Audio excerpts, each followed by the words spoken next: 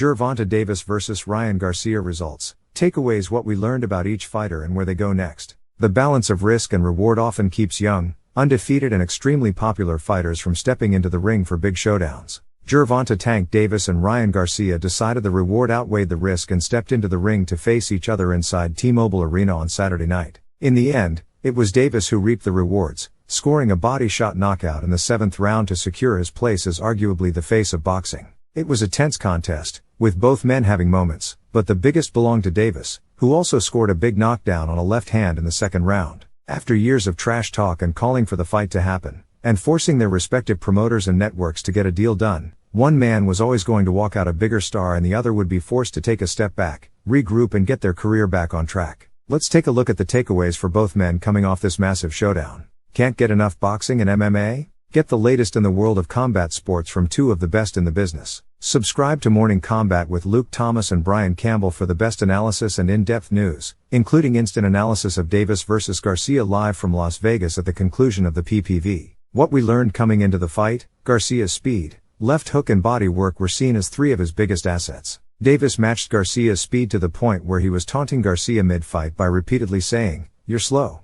He also almost entirely erased Garcia's left hook from the fight. In the 2nd round, Garcia showed a lot of aggression but Davis ducked under a wild left hook and immediately prepped himself for another, that time blasting Garcia to the chin for a knockdown. Garcia mostly abandoned the left hook from that point forward. And, of course, it was Davis who made the body shots matter more. Garcia did land several left hands to the body, but Davis remained committed to the body as well and eventually, his own left landed to Garcia's ribs, causing Garcia to take a knee on a delayed reaction and end the fight. That all speaks to the talent Davis has as a fighter. Yes, he sits alongside Deontay Wilder as boxing's elite of the elite in pound-for-pound power. Davis is not a high-volume puncher because he's not trying to wear his opponent down. He just wants to find the spot to apply his power with pinpoint accuracy. However, beyond that power, he has a pure boxing mind that allows him to make reads and in-fight adjustments as well as nearly anyone in the sport. Davis knew what Garcia brought to the table, experienced it in the ring and ultimately neutralized every one of Garcia's best paths to victory. What we truly learned about Davis is that the things we already knew were true. He's a tremendously talented and dangerous fighter who understands the sport at a level that adds extra dimensions to his game. What's next? There's one area where everything is not sunshine and roses for Davis and it's right in his immediate future. On May 5th, Davis is scheduled to appear in court after pleading guilty to a November 5, 2020 hit and run that left a pregnant woman and 3 other victims. There was no agreement in place on what Davis' sentencing would be after he pleaded guilty. It's unknown what, if any, jail time awaits Davis, nor how that time will affect his career. Setting that aside, Davis sits in an odd space. He's arguably the best lightweight in the world, but 135 pounds has an undisputed champion in Devin Haney. Haney is already set to defend his 4 world titles against Vasily Lomachenko on May 20th. What happens from there is very much up in the air, but Top Rank has a lot of the power in what happens with those belts and Davis is not a Top Rank fighter. Davis does hold the secondary WBA lightweight title, however, which does give him some power should he try to pursue that avenue. Davis has also fought at junior welterweight, beating Mario Barrios for the secondary WBA title at that weight as well.